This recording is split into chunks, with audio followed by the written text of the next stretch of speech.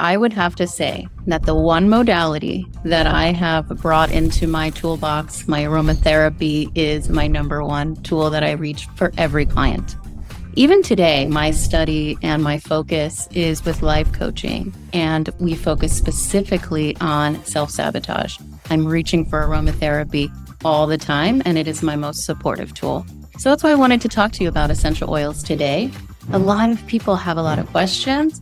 A lot of people are skeptical and maybe intimidated because it's such a buzzword these days. So I'm going to help you demystify, and hopefully my intention is that you walk away from this course with confidence in using essential oils, that you know what to look for when choosing a brand and how to use essential oils effectively.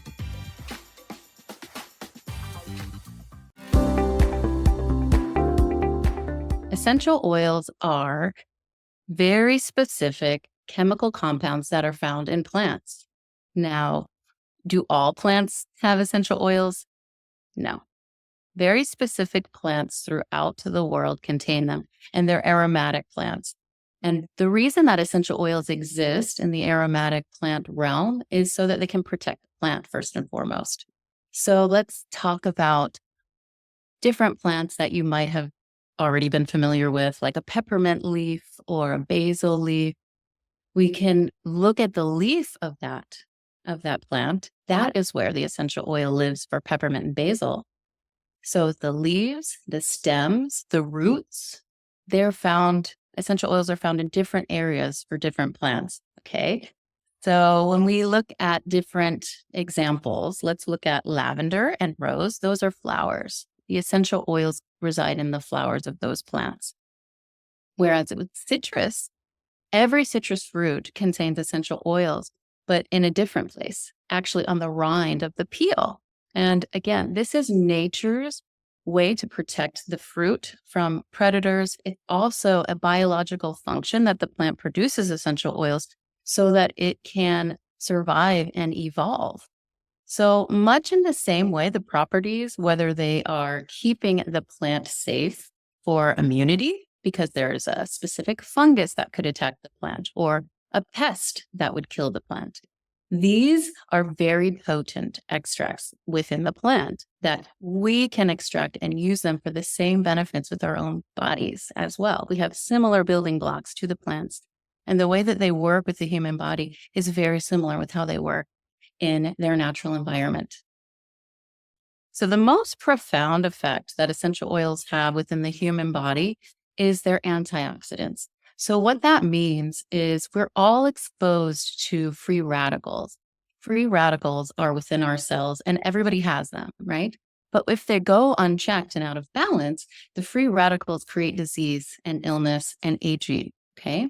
So what the essential oils and other antioxidants do is they are there to repair that function, so that they bring in the antioxidant energy so that our body cells can then rebuild themselves and repair themselves. Essential oils are not a cure-all. They actually support our body systems to do what it already knows how to do, which is create new, fresh cells. As our cells die off, the essential oils just help that process. It's called apoptosis for those of you medical professionals out there.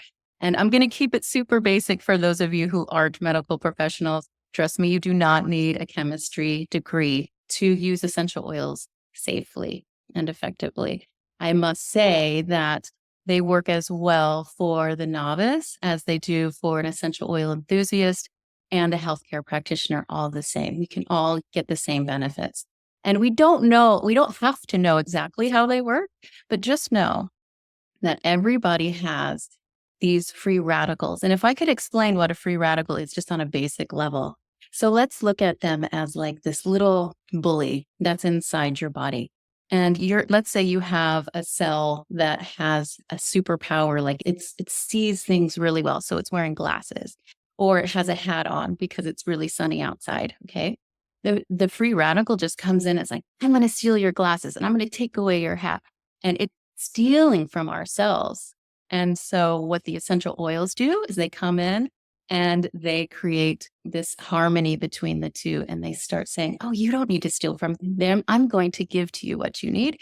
and then it sends back the superpower back to the cell so that it can grow and replicate as our body intended it to. I would love to share with you about probably one of the most common essential oils, which is lavender. You've seen it everywhere. You're probably growing lavender in your garden outside, right? Lavender has a very specific property, lelanol, inside of it, and that is very calming. It is a relaxant. It is almost what we would call a sedative in the medical world. And lavender is very nourishing to the skin. Its function is to calm and relax. So a lot of people don't understand the way that essential oils work within our body. First and foremost, they're aromatic compounds. And what that means is when we breathe them in, they have a beautiful relationship with our limbic system and our auricular bulb, which is in the nasal cavities within the inner side of our nasal cavity, right? And so when we smell that aroma, multiple things are happening. It's going inside our bloodstream. Now, when we apply essential oils topically, and there's 3 ways to use essential oils, what I'll get into in a moment. But let's specifically talk about lavender. When we apply lavender to the skin, it is very calming and soothing topically right where you'd want it to be. So let's say you had a bug bite or a rash of some kind. You could apply lavender oil directly to that area and watch as it just easily, within 20 seconds or less, it will start creating a calmness around that area. Now, that is the magic of lavender. It's great for bringing you into a very calming state. And that goes for your skin, it goes for your brain, it goes for your emotional state as well.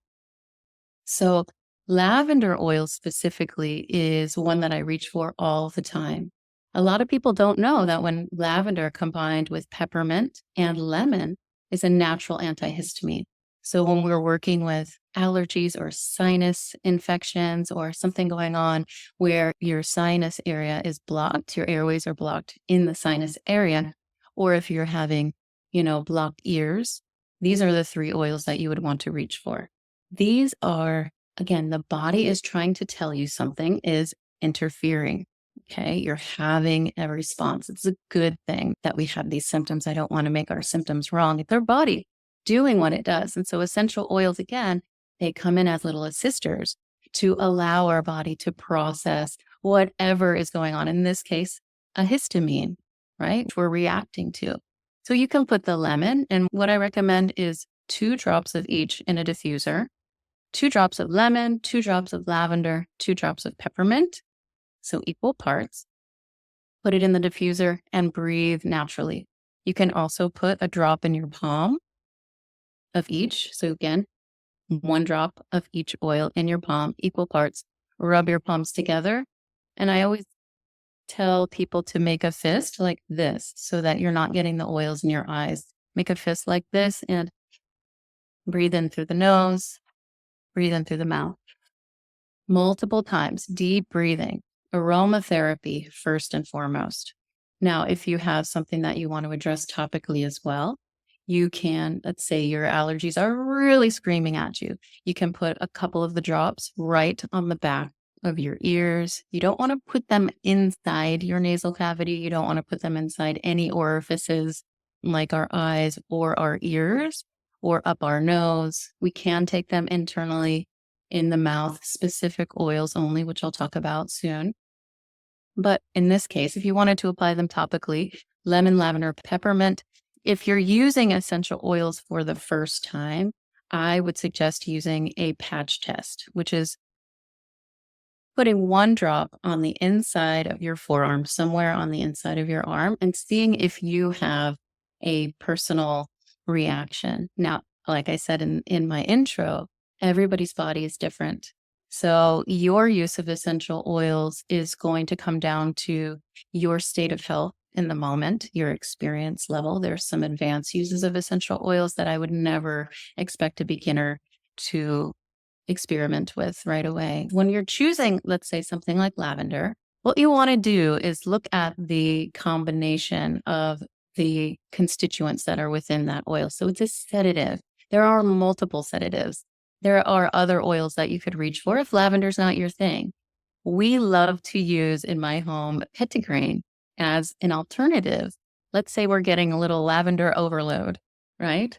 Petitgrain isn't awesome. It has almost identical constituents to lavender. So it's great for people who just don't enjoy the scent of lavender, or if you're feeling like lavender is overused.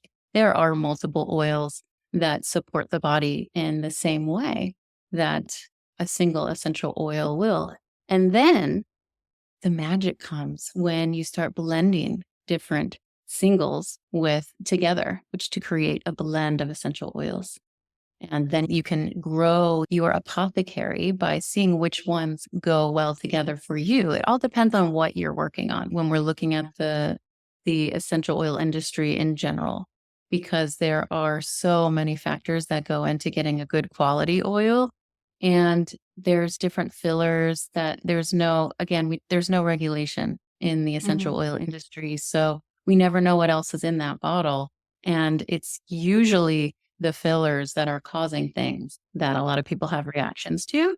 So that's why it's so important to know where that you're reaching for a pure oil. And so we will absolutely cover all of that. But of course, when pregnancy, right, is a very delicate time in a woman's life. So we want to make sure that you have if you're not already using essential oils on a daily basis that you know, love, and trust, I wouldn't suggest starting a brand new aromatherapy ritual during pregnancy unless you have a very specific midwife or birthing coach that you're working with that knows your body completely and is going to use it specifically for you.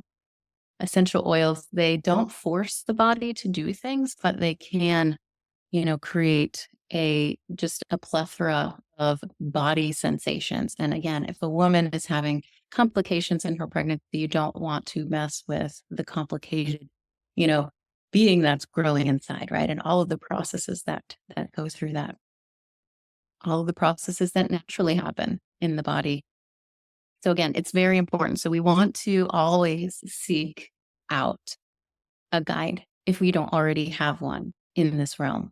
If you're embarking on a new essential oil pathway, I don't want to discourage you from that. I just want to make sure that you are reaching out to somebody who knows exactly how to give you the guidance that you need specific to your health and your bioindividuality and your goals. It's common, especially people who are used to using medication, they will see any type of essential oil as having the same type of response. When we call it a sedative, right, they're going to think, oh no, if I pop a sedative in my mouth in the morning, I am going to completely just not be able to do my day, right? Essential oils are not that way. They are subtle. They work with your body. They do not force your body to lay down. I'm sure that I've worked with hundreds of mothers out there who want lavender to work that way, but it doesn't. It actually supports the body's natural rhythm. So you could use any essential oil at any time, and it is not going to do anything that is going to take you out of the realm that you want to be in. So there's essential oils for focus. You could use them right before bed, and it's not going to keep you awake, right? You could use it while reading a book and going to bed. They will help your brain to enhance the focus if you were to focus deeply on a book, and then you could fall right asleep afterwards. Rosemary is my favorite oil for that, in case you were wondering. So when you're taking a breath, when you're breathing deeply and you just open your system to receive the therapy that aromatherapy and essential oils provide, you can just breathe a lot easier, and it just is soothing. It comes in as a wave of relaxation. And I love to begin, and then we can dive deeper, right? We can dive deeper with whatever my client is working on. So let's talk about the limbic system just quickly, the different areas. So we have our olfactory bulb. Again, that is the first thing that the essential oils are going to touch when they're coming in aromatically into your body. And it's going to trigger. So have you ever thought about your aroma and past memories and the way that you think about past time? So this is what's happening. Aroma has this incredible response on our brain. And it can trigger positive thoughts. We can think about grandma cooking in the kitchen. Maybe she used a lot of cinnamon or basil or something like that. And so when you walk into a restaurant and you have that smell, you're instantly comforted. That's the power of aroma. Can also trigger, fight, fear, flight. If, let's say, you're smelling smoke in your house, what is that going to do? That's going to trigger you to get up and pay attention and be alert, right? And take care of what you need to take care of. Okay. So smell is something that we are deeply hardwired through our limbic system to use as a warning and or a relaxant, a reminder sort.